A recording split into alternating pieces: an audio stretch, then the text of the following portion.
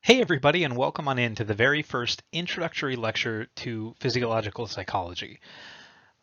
I like to use this first lecture of the summer in this case to be able to introduce myself, to talk to you about all of kind of the like virtual classroom procedures and protocols and things like that. This is also the one time that I put myself up on Facecam. Doesn't bother me at all to do it. You can see I'm here in my fancy recording studio, aka office. I'm already in full on summer mode and I'm ready to go. I often have my goofy headset on. I'm trying to get you the best audio quality that I can. So I do this, but adding the video increases file size for the remainder of the semester. And I actually kind of like having this little space in the bottom corner here of the slide to be able to put information and images that are actually helpful to what I'm saying. So if you want to hang out, if you want to see my face, stop into office hours. I'm more than glad to chit chat with you, but it just eats up a block of my slides. So this is the one time where I like to use that to get to know everybody. Having said that, let's get right into all of the important pieces that you need to know for the semester. So first things first, who am I? Well, I have a bachelor's, master's, and PhD in psychology. My bachelor's degree is from Arizona State University, which I love. Go Sun Devils! Still a huge Sun Devils fan. And actually, when I switched over to graduate school and came out to do my master's and PhD, then I actually came to Rutgers. So all of my degrees are in what you would think of as being kind of behavioral psychology or behavioral neuroscience.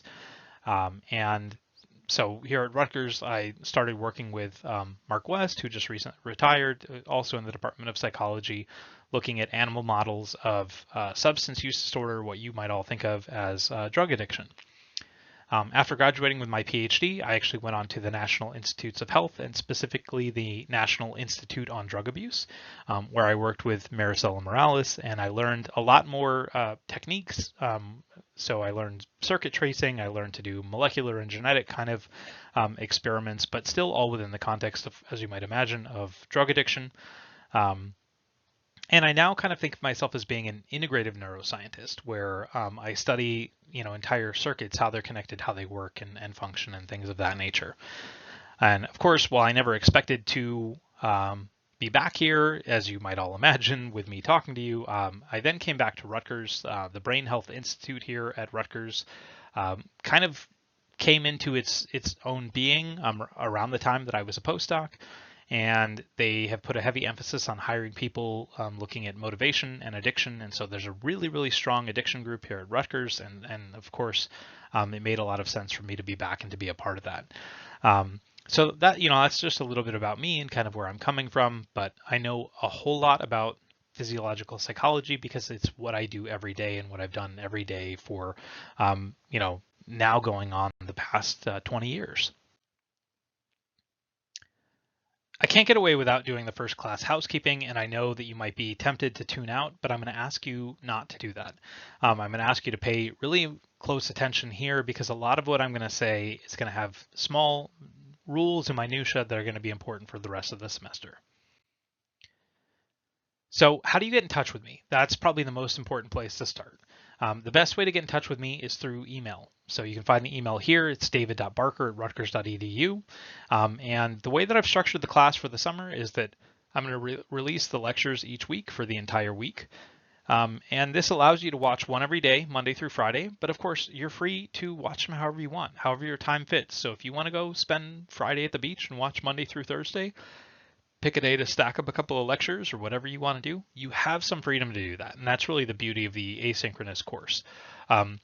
Probably the only exception to that are going to be the quizzes. And so those I'm going to have open for 48 hours, but you'll be able to see these things. Canvas has all of this open and available. The office hours for me are by appointment, and I've got a Zoom link here, but it's also in the signature line of my email, so I can see already. So this is why I don't like the face camera, because it's cutting off the link over here. But the office hours are by appointment. I'm going to emphasize, though, as much as I possibly can, that the reason for by appointment is not because I don't want to hold office hours. If you have a question, come talk to me. I'm here for that. That's the wonderful thing about an asynchronous course. I do this for the summer out of respect for all of the reasons that this course is asynchronous. We have international students. We have students in different time zones who have gone back home for the summer. And you may just be watching things at a different pace than your other classmates. And so you might have a question and want an answer to it at that point in time.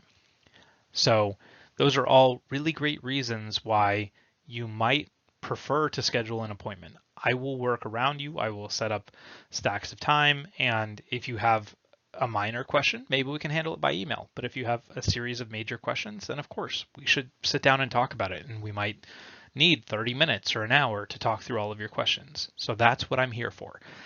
So the by appointment office hours are meant to facilitate, not to restrict. Please keep that in mind. The textbook we're going to be using is the Carlson Burkett. We're going to be using the 13th edition because that's the most recent release.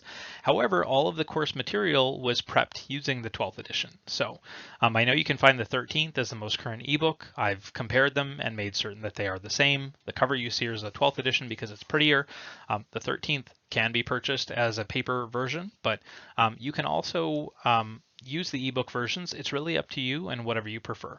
The one thing people always ask with the digital version, they have the Revel or whatever their most recent name it is, for the course packages that include quizzes and things like that, is whether or not I recommend them. I will not be grading them. We'll talk about the things that I will grade in a minute. But based on prior class surveys, I've kind of found mixed responses. Some people find the material helpful. I think if you just like having material and being able to test yourself and have quiz questions, you might find it useful. I'm also not supporting it directly, so I don't want you to spend more money than you have to buying a digital version of something so you can get questions. I don't use their question banks. I do not grade any of the material, so you can take it or leave it. It's totally up to you. And if you think it'll help you, great. I have no problem with that. Technology requirements have become something really important for me to talk about, and so I'm just going to give you a simple rundown of that. You need a PC or Mac, you need a solid internet connection, and basically, obviously, you've got to be able to watch the lectures and take the quizzes and communicate on Canvas or by email. Those are kind of the main requirements for this. I also recognize that as we've transitioned to more online learning, that this can create problems. And so I'm here to help. I have a few pieces of contact information in the syllabus for if you're having some kind of trouble. And I still think the Dean of Students can help in situations where maybe you run into issues while you're taking the course and need access to technology. But at the very least, you should do the thing that I'm going to tell you to do across the entire semester, which is my number one rule of the class, and that's to communicate. If you're having trouble, talk with me. The best thing you can do is talk with me early, often, and continuously. So if something is going on, then reach out as quickly as you possibly can. And I'll give you an example. The difference between emailing me the moment you start having trouble with your quiz versus an hour later is the difference between me potentially wondering whether or not the quiz actually failed on you, or if you just forgot about it and now it's an hour after the quiz is closed and now you're wondering if you can get access back to it. My goal here is not to play cat and mouse or anything like that. In fact, my goal is exactly the opposite.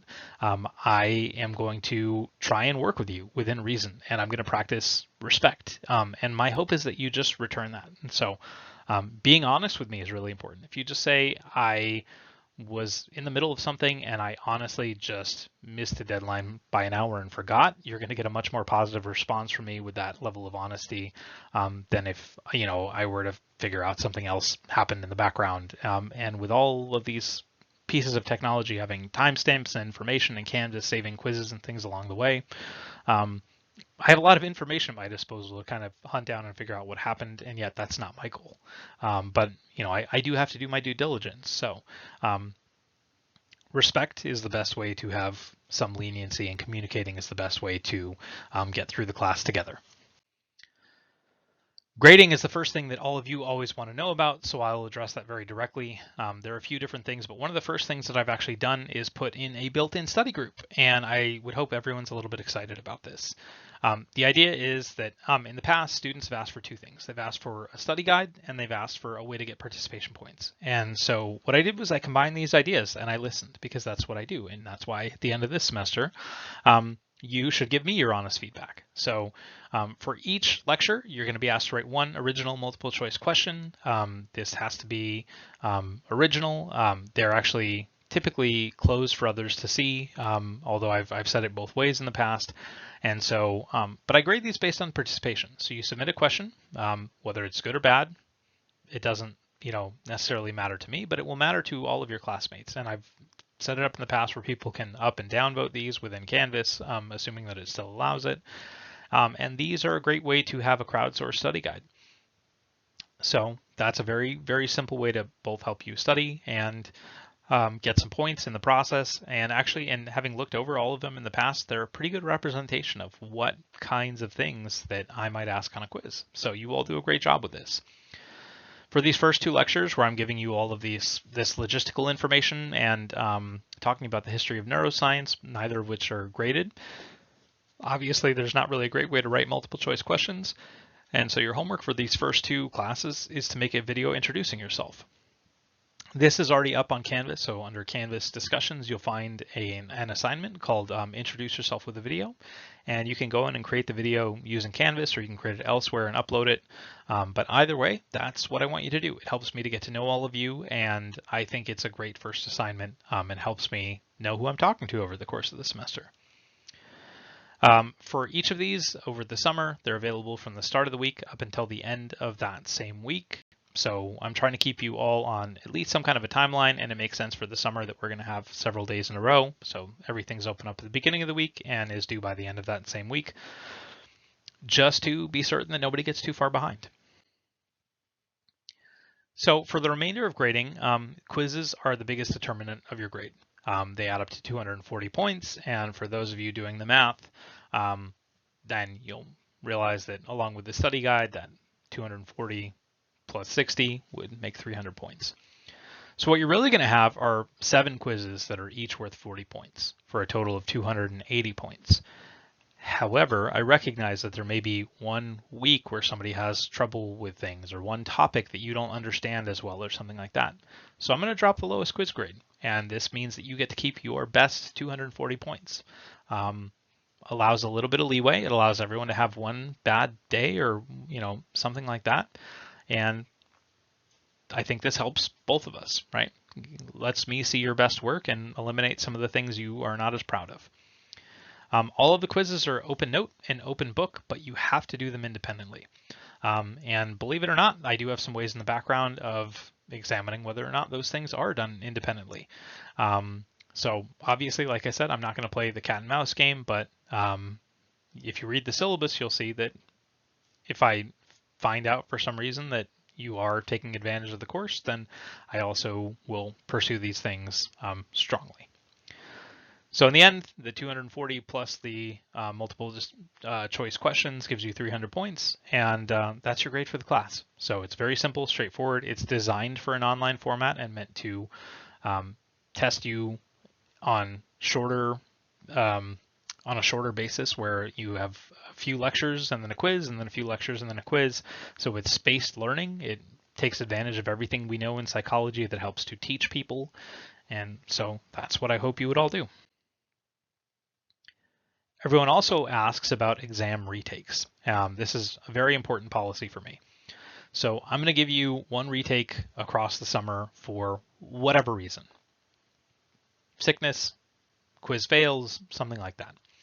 And the other retakes are completely at my discretion. So with 7 quizzes, I think this is pretty fair. You have one that's dropped, and you have this additional retake.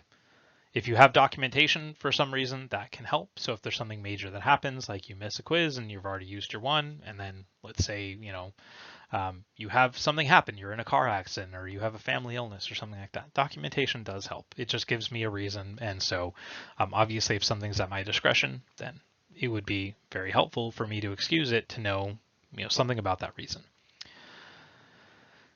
The main thing with retakes is that, especially for the summer, they can take the form of a makeup exam at the end of the semester, and that would have material across different exams. This all depends on the timing of when you notify me and things like that.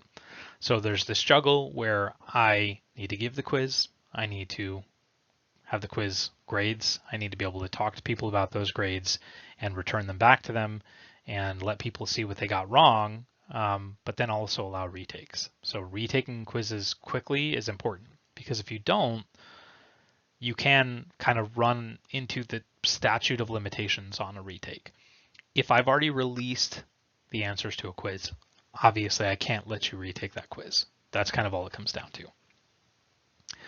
So this is not as common during the summer as it is the rest of the year, but if you have like athletics where you're going to have conflicts, or perhaps even more commonly if you have some sort of holiday or religious obligations or anything like that, obviously my first ask is, with as open of a timeline as we have for this course, that you try and plan around them. But the next best thing you can do is, going back to rule number 1, is to communicate, talk to me ahead of time, make arrangements, and that can be very, very helpful. And in the case of exams, this might allow me to plan and let you take the exam early and open it up for you, or find some alternative timeline. I want to tell you all how to succeed in this class. I think it's really important. So the first thing I'm going to tell you is to be an active participant. So this course is asynchronous, and I think that people are tempted in an asynchronous course to kind of check out a little bit more. But this doesn't mean, in my case, that I don't care that you keep up. And this is why I have a very structured system. You're going to have, on average, one, possibly even more than one quiz per week. You have questions that are due with each lecture, and they're going to be due on a weekly basis. So I'm not here to ask crazy difficult questions. My goal is more consistent with asking you to master the topics. I want you to walk out with a very fundamental understanding of physiological psychology. And my goal is to use every tool that I know about how we learn to give you that information. Physiopsych can be difficult, but if you look at the course ratings and things like that, you will see that I have done my very, very best over the years to take difficult material, make it digestible, and ensure that you are all succeeding. So that's my part of it. But your part is that you have to do the work. And if you're not here doing the work and participating, then it will catch up with you. So the biggest thing for succeeding, of course, in the asynchronous side of this course, is to keep up with the work. Don't miss quizzes. Don't miss multiple choice questions. That will allow you to succeed. Don't miss lectures. Keep up with the structure of the course. And if you can do that, you will be fine. And if you're having trouble, communicate with me early, often, and continuously. In talking with students in the past, including some that have come to join my laboratory to do research and things like that, the biggest things are, of course, as I said, participating, keeping up with the course. If you read the chapter before you go into the corresponding lecture, that can help. And of course, it allows you to complete your multiple choice questions, but it also gives you the information in 2 different ways. For an asynchronous course, a lot of people avoid taking notes, but if you take notes, it will definitely help you. And so you can take the PowerPoint files off of Canvas, and you can use them to write notes in, or you can use your favorite note-taking app, whatever the case may be. But those are 3 things that will certainly help you. Adding to that, you shouldn't be afraid to speak up and ask questions. So you can use the various different kinds of ways to chat with the class, including just the Canvas chat function. If I don't already have it included in the course structure, ask me. I'm happy to add it. People typically don't use it, but this is where I'll get to part C in a second here. You should also just email me. Email me, I'll answer your questions. I will write you a long, thorough email back if need be, or give you a short response, or just do whatever I can to help you. But don't be afraid to speak up and communicate. And lastly, in the discussions, people typically put in their multiple choice questions, but if you don't understand one, you can use the discussion boards to follow up, to clarify, to ask people what the answers are. Well, of course, in writing them, you'll see the format soon enough for an example one, but you'll have the answers there. But if you don't understand how somebody came to that answer, then you can ask them. And as I said, some people like the Revel study aids to help solidify concepts. If that will help you, that's great. And also, just because it's an asynchronous class doesn't mean you can't form some sort of an online study group. So if you all want to get together and talk about things, to discuss concepts, to practice, asking each other questions from the multiple choice questions, whatever the case may be, I would encourage that. The only thing is that you need to take the quizzes independently. And if you do all those things and treat this like any other regular class beyond the fact that you're taking some quizzes online, you will succeed. As you might imagine, the best way to not succeed in this course is to try and cheat in one way, shape, or form. There are a lot more tempting avenues for cheating, but what you should also realize is that there are, in fact, ways to identify some of those. And this is something that I take very, very seriously. So I think, as tempting as it is to do something like asking Chat GPT to write a multiple choice question for you, those of us who use these things, often or are aware of the ways in which they work, also have some ways for figuring these things out. And what you'll realize in the end is the amount of work that you would have gone through to just do things yourself is often the same or not that much more. So I would ask you to go look at the academic integrity policy, which involves passing off really any kind of work that's not yours as being a form of cheating. And I just want to tell you that it's really, really important for you to take the course seriously in this way. One of the things that's come along with this world of additional AI resources and things like that is that, when professors like me come across a problem, then we're almost forced to treat it more seriously. And so I'm just going to tell you now that, you might get away with things for a while, but in the moment when you don't, and there's finally a problem, then we almost have to jump to the assumption that you're doing this all the time. And so it's kind of a really dangerous territory. And I just want to emphasize that to you, that that's not really, I think, what any of you want to have happening.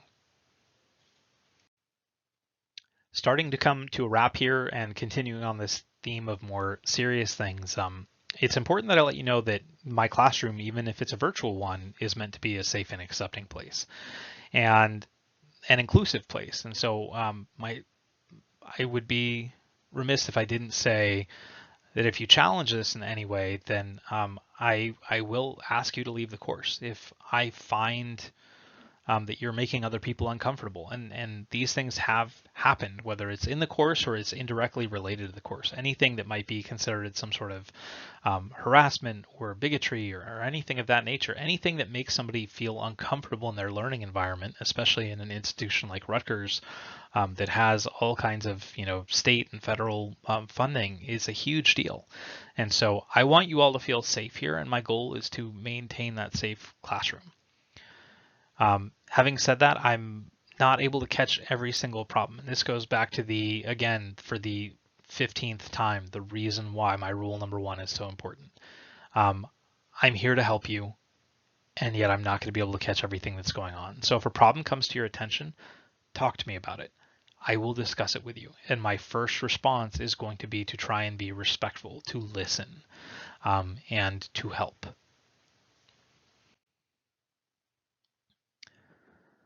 So, keeping on this theme, for the course materials, all my course materials are free to use as a learning tool, but at the same time, they are my intellectual property, and Rutgers has asked that we include a spiel about all of this. The reason for this is the increase in the number of sites where somebody would let you take something like questions related to a course and put them up on another site and to try and get monetary gain for that. If you do that, Rutgers is taking this very seriously. They've already taken legal action in some cases, And so I'm just going to tell you right now that using the material in any way other than for your own learning is explicitly prohibited. I'm trying to wrap up here. I just want to point out one last kind of a thing, which is that the course is broken up into several different sets of kind of concepts or topics. So of course, at the beginning of the semester, we focus on the brain composition and also communication. This is mostly chapter 2. And then we also talk a little bit about some of the techniques that we use to figure this out. And this is mostly the topic of your second quiz, which is chapter 5. In the second kind of major concept, we're going to start into the brain systems for sensory and motor processing. So we talk about the visual system, the auditory and vestibular system, somatosensation, as well as your motor systems. And this is kind of a really important second topic. It gives you an idea of both how the brain uses all that communication we talk about in the first concept, but makes it or places it into a more tangible format. And then in the third concept, we finish out with some of the sensory behaviors where we talk about gustation and olfaction, so taste and smell. But we combine this in with ingestive behaviors and emotion. So it's, and then finish this out with learning and memory. So this is really kind of both a concept related to ingestive behaviors because smell and taste are so important for ingestive behaviors. And we also start getting into kind of motivation, emotion, and learning, which are all topics that tie very, very closely together. So these make up a really nice concept number 3. And then at the end of the semester, we talk mostly about pharmacology. And so in this case, psychopharmacology and how drugs affect the brain. So we typically have a couple of lectures related to just basics of psychopharmacology. And then I wrap up with the last lecture being my expertise in substance use disorders or drug addiction. And then we wrap up with our final quizzes. So that's kind of the breakdown. And I just want to see or have you all see that through the same lens that I'm seeing it through. There's kind of 4 major modules, concepts, topics, whatever you want to call them throughout the semester. And the last thing that I'm going to say is I'm going to ask you all to take some time today, and that's part of the reason for leaving a little bit of extra time, and to go look at the syllabus. And with the idea being that the syllabus is really a contract between me and all of you. So this is your time to look over the syllabus carefully, to read each detail. And if you have any concerns, this is sort of the fine print disclaimer. If you have any concerns, now is the time to voice them. You can email me, you can ask questions in Canvas, you can talk with each other, whatever you need to do. But if there is some sort of a reasonable change or update that you feel like needs to happen, and you want to advocate for something like that, now is the time to do it. If you don't do that, then I'm going to sort of assume, even by omission, that you have accepted the syllabus as it stands. And that's really important that I say that. And with that, I'm going to go back to the final reminder. You have your first assignment up already. So of course, beyond just listening to these first couple of lectures, you should be going into the Canvas, making certain you have access, getting in for that first discussion to introduce yourself with a video that's due on June 2nd. And honestly, I think that that's it. You've got time to go look over the syllabus, so please do all of that. Take these things at the beginning very seriously, and if you have any questions, you know where to find me. Other than that, this is just the first light introduction, and so I will see you all next time.